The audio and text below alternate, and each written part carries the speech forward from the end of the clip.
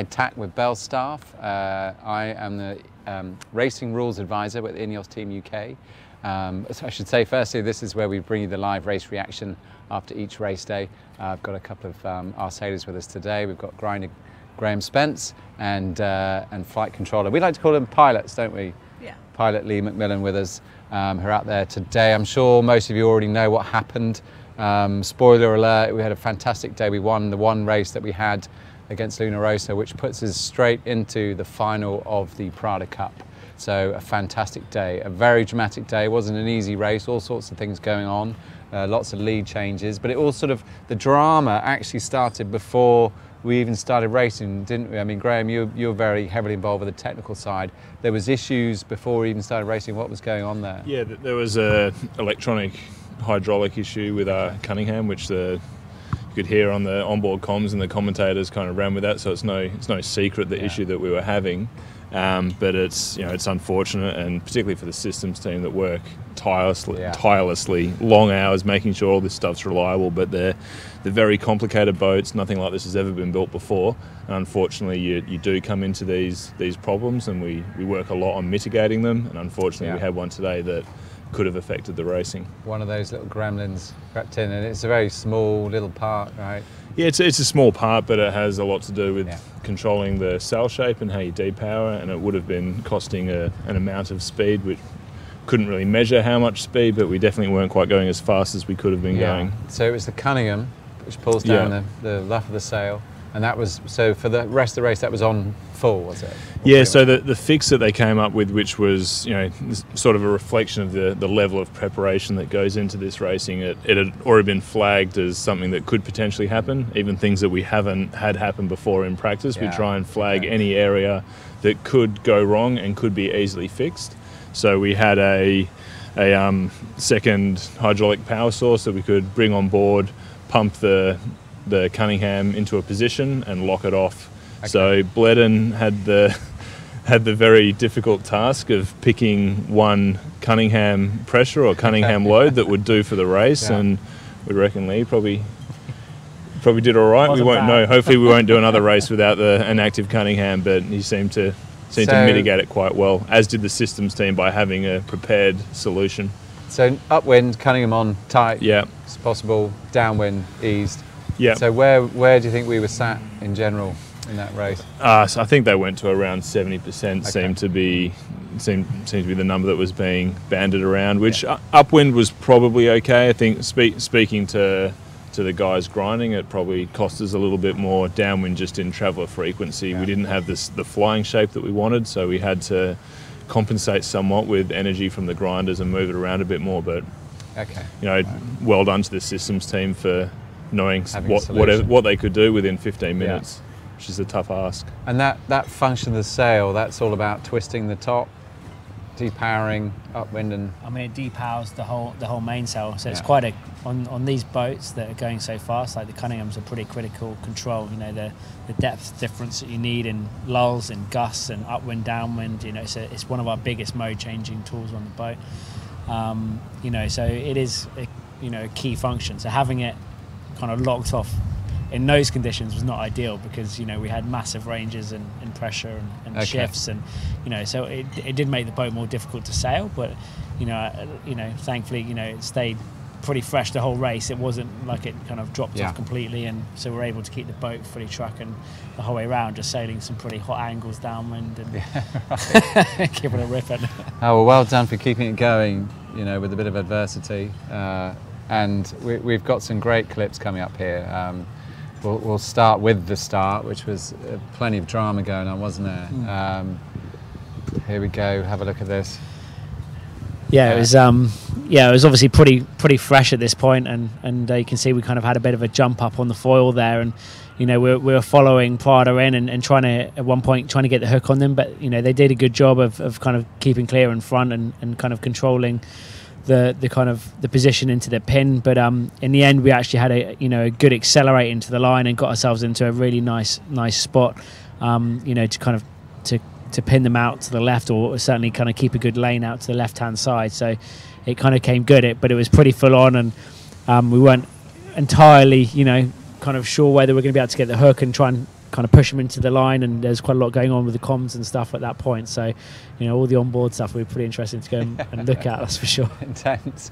And then, I mean, you know, the drama didn't stop there. What an intense race. So, according to the data, it's always hard to know lead changes, isn't it? Because you only really see them when one boat crosses in front of the other. But apparently, according to the data, it was 9 lead changes. Yeah, I mean, 9 lead changes. Yeah. That's pretty uncommon in America's Cup racing. Yeah, really uncommon, and I think it's a little bit of a reflection got a great of clip coming up here. We'll have a quick look at it. Yeah, sorry, go on, Graeme. Yeah, I think it's a bit of a reflection of our boat was a little bit hampered.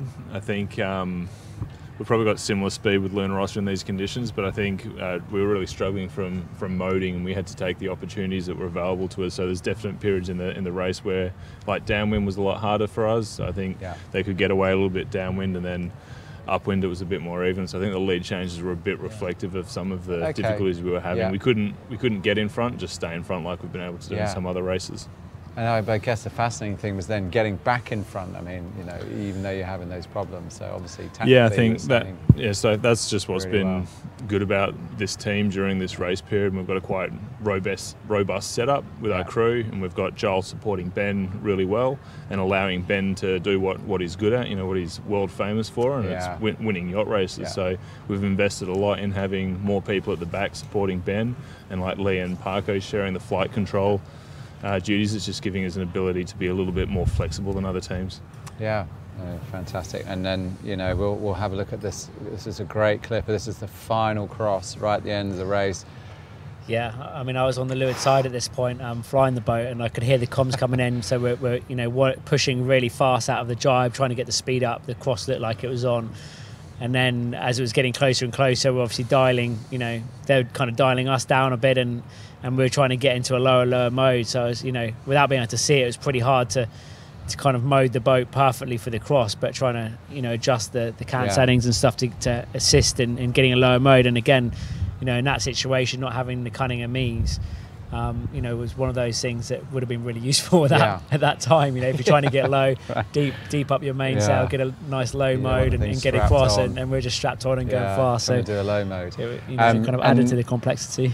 Rules-wise there, PRADA, they're on starboard tack, we're on port tack. We've got to keep clear, haven't we? So if they had to avoid us there, we would have picked up a penalty. Yeah, exactly. So it was literally the whole race was down to that last cross, and there was meters in it, it looks like. I've seen that one from the helicopter view. Let's have one more look at it here. So here, oh, yeah, we'll see it in a second. Oh, hang on, here we go.